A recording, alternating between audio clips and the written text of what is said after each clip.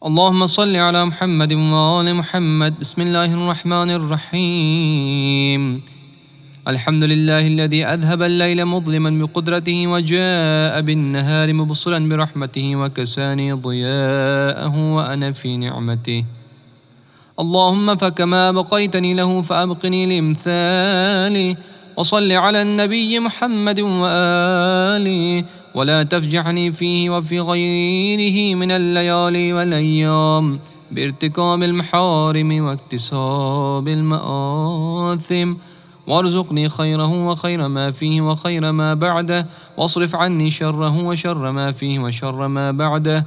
اللهم إني بذمة الإسلام أتوسل إليك، وبحرمة القرآن أعتمد عليك، وبمحمد المصطفى صلى الله عليه وآله أستشفع لديك فاعرف. اللهم ذمتي التي رجوت بها قضاء حاجتي يا أرحم الراحمين.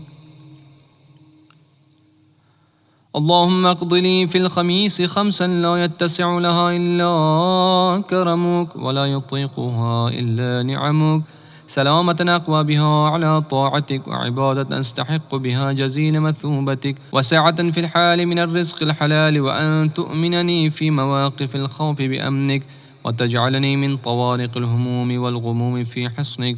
وصل على محمد وآل محمد، واجعل توسلي به شافعا يوم القيامة نافعا، إنك أنت أرحم الراحمين.